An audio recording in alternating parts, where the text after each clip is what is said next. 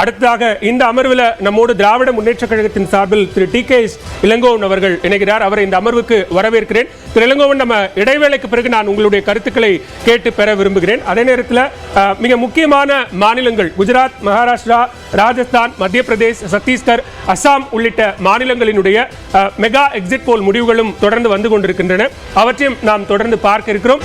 தேர்தலுக்கு பிந்தைய மெகா கருத்து கணிப்பு முடிவுகள் சிறப்பு நேரலைக்கு உங்களை வரவேற்கிறோம்.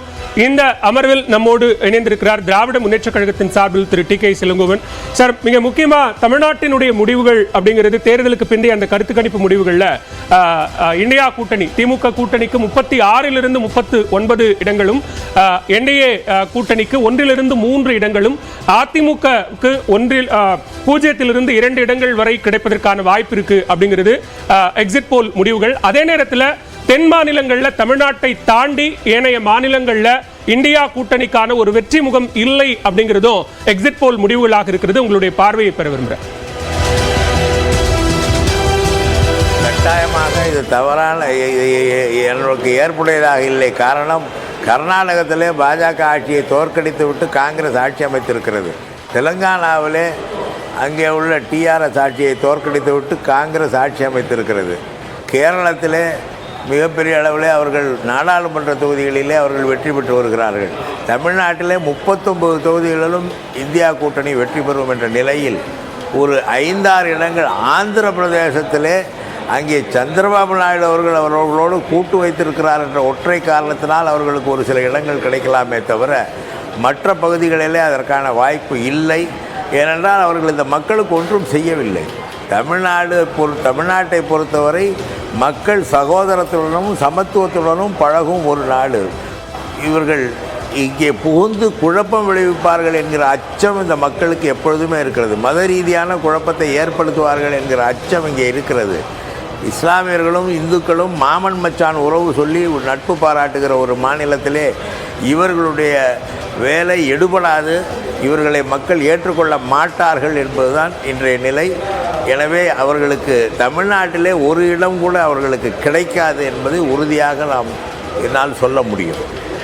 ஆனால் அந்த 1 3 அப்படிங்கிறது கிட்டத்தட்ட இந்தியா கூட்டணிக்கு 5 இடங்கள் வரை கிடைப்பதற்கான வாய்ப்பு இருக்கு அப்படின்னு நம்மளுடைய கருத்துரையாளர்களும் கூட அந்த பார்வையை முன்வைக்கிறாங்க. அப்படியான சூழல்ல 1 2 3 அப்படிங்கிறது கூட்டணிக்கு பாஜகவுக்கு மட்டும் தனியா இல்ல, என்டிஏ கூட்டணிக்கு அந்த 1 2 3 அப்படிங்கிற ஒரு வாய்ப்பு இருக்கு அப்படிங்கிறது எக்ஸிட் போல் முடிவா இருக்கு. அது முடிவுகள் வெளிவரும் பொழுது அந்த எண்ணிக்கை குறையும். அவர்கள் பாஜகவுக்கு தமிழக மக்கள் வாக்களிக்க மாட்டார்கள். ஒருவேளை அவர்கள் கூட்டணியிலே வேறு சில கட்சிகள் இருக்கின்றன, அவர்களுக்கு ஏதேனும் அதில் வெற்றி கிடைப்பதற்கான வாய்ப்பு இருக்கிறதா இல்லையா என்பதை நாம் பார்க்க வேண்டுமே தவிர பாஜகவுக்கு ஒரு இடம் கூட கிடைக்காது. இந்த கூட்டணிக்கு எப்படி என்பதை பொறுத்திருந்து பார்க்க வேண்டும். ஏன்னால் சில தொகுதிகளிலே அந்த கூட்டணியிலே உள்ள சில கட்சிகள் செல்வாக்காக இருக்கிறார்கள். ஒருவேளை அந்த அடிப்படையிலே வேறு கட்சிகளுக்கு ஓரிரு இடங்கள் கிடைக்க வாய்ப்பு இருக்கிறதே தவிர பாஜகவை மக்கள் ஏற்றுக்கொள்ள மாட்டார்கள், தமிழக மக்கள் ஏற்றுக்கொள்ள மாட்டார்கள். இடைவேளைக்கு பிறகு திரும்பி தமிழிசை பேசினாங்க, நீங்க கேட்டிருப்பீங்கன்னு நினைக்கிறேன். தெற்குல கால் பதிப்பது இன்னும் வலுவாக பாரதிய ஜனதா கால் ஊன்றுவது அப்படிங்கிற முயற்சி கிட்டத்தட்ட வெற்றி அடைந்திருக்கிறது அப்படிங்கிற ஒரு நம்பிக்கையை அவங்க வெளிப்படுத்துறாங்க. அவங்க அதிமுகவிலிருந்து ஒரு பிரிவினர் ஓபிஎஸ் மாதிரி, டிடிவி மாதிரி ஒரு பிரிவினரையும், பாமக போன்ற கட்சிகளையும், விஜயகாந்த் அவர்களுடைய கட்சி போன்ற கட்சிகளின் தோளில் ஏறி சவாரி செய்து ஓரிரு இடங்களை பெறலாம் என்று நினைக்கிறார்களே தவிர தனியாக அவர்களுக்கு ஒரு இடம் கூட கிடைக்காது என்பது அவர்களுக்கே தெரியும். திரு கோலாகல ஸ்ரீனிவாஸ், இங்க இருக்கக்கூடிய கிடைக்கும் அப்படின்னு சொல்லக்கூடிய அந்த 1 3 இடங்கள் கூட வாய்ப்பு இல்லை, பாரதிய ஜனதாவுக்கான வாய்ப்பு 0 அப்படிங்கிற மாதிரியான ஒரு பார்வையை டி.கே.எஸ். முன்வைக்கிறார். இல்லை, அது அவருடைய சொந்த கருத்து. பட் பிஜேபியுடைய வளர்ச்சி அது எந்த அளவுக்கு பெர்ஃபார்ம் பண்ணியிருக்கு அப்படிங்கிறது முதல்ல அது பர்சன்டேஜ் ஆஃப் ஓட்ஸ் அது எவ்வளோ வாங்கியிருக்கு அப்படிங்கிறத வச்சு பார்க்கணும். நமக்கு இப்போ வரைக்கும் சீட் சம்பந்தப்பட்ட தகவல் தான் தெரிய வந்திருக்கே ஒழிய பர்சன்டேஜ் தெரியல. அப்படி இருந்தால் தான் அது எந்த அளவுக்கு வலுவாக தன்னுடைய பிரசன்ஸை பிஜேபி முன் வச்சிருக்குங்கிறது அந்த அசஸ்மெண்ட்டுக்கே நாம் வர முடியும். திருமதி, உங்களுடைய பார்வை?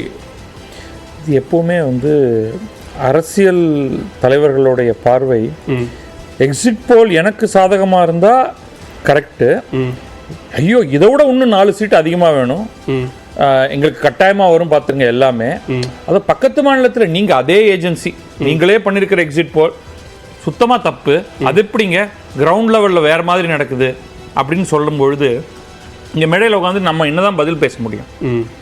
ஒரு ஏஜென்சி ஒரு தேர்தல் நடந்து முடிஞ்சிருச்சு, இன்னும் பிரச்சாரம் பண்ணிட்டு இருக்க முடியாது. ஓகே, வாக்கு டப்பாக்குள்ள உட்காந்துருக்கு, 3 நாள் கழிச்சு கிடைக்க போகுது.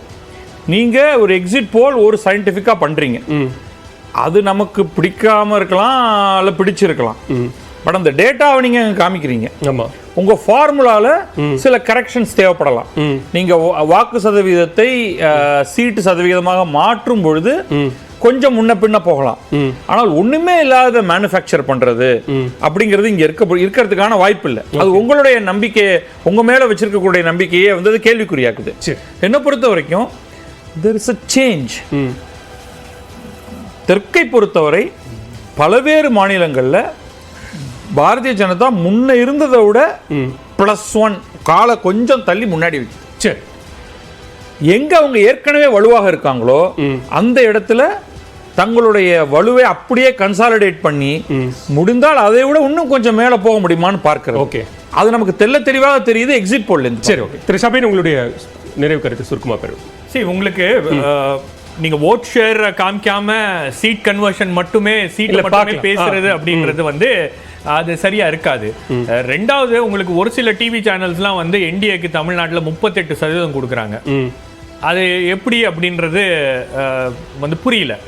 அப்போ இதெல்லாம் வந்து சில அடிப்படை கேள்விகள் இருக்கு. நீங்க சீட் வந்து யார் வேணா என்ன வேணா சீட்டை ப்ரொஜெக்ட் பண்ணலாம். ஓகே, பட் உங்களுக்கு அந்த ஓட் ஷேரோட நீங்க அதை ஒப்பிட்டு பார்க்கும் போது இது சரியாக வருமா, இந்த அளவுக்கு இந்த கட்சிக்கு அங்க செல்வாக்கு இருக்கிறதா அல்லது அந்த கட்சிக்கு அங்க அவ்வளவு வலு இருக்கிறதா அப்படின்லாம் நம்ம வந்து பார்க்க வேண்டியது இருக்கு. ஓகே, இப்போ உதாரணத்துக்கு ஆந்திரா எடுத்துக்கோங்க. ஆந்திரால ஸ்தாபனமே கிடையாது பிஜேபிக்கு.